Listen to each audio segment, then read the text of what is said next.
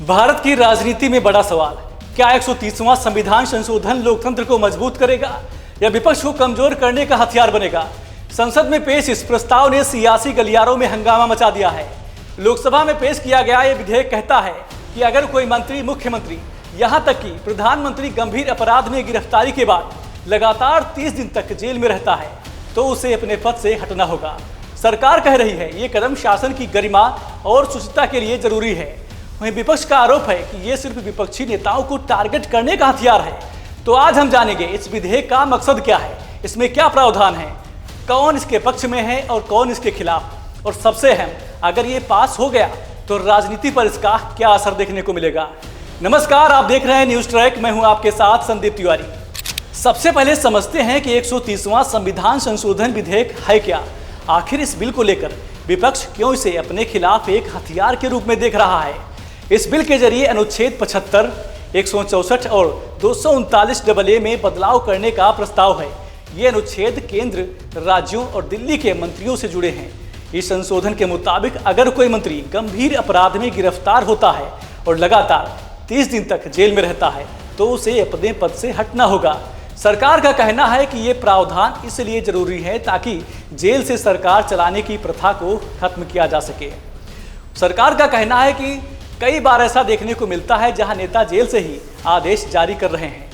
वहीं अगर सरकार के तर्क की बात करें तो गृह मंत्री अमित शाह ने कहा कि लोकतंत्र में ये बर्दाश्त नहीं किया जा सकता कि कोई जेल में रहकर देश या राज्य चलाए। ये कदम नैतिकता और पारदर्शिता के लिए जरूरी है। वहीं सरकार का दावा है कि इससे शासन में शुचिता आएगी, जनता का भरोसा बढ़ेगा और भ्रष्टाचार पर कड़ा प्रहार होगा। केंद्रीय मंत्रियों का कहना है कि इससे क्रिमिनल पॉलिटिक्स खत्म होगी और जनता के बीच राजनीति की छवि सुधरेगी। विपक्ष इस बिल को लेकर क्यों इतना आक्रामक है, अब ये भी समझते हैं। तमिलनाडु के सीएम स्टालिन ने कहा कि ये विधेयक भारत को तानाशाही की ओर ले जाएगा।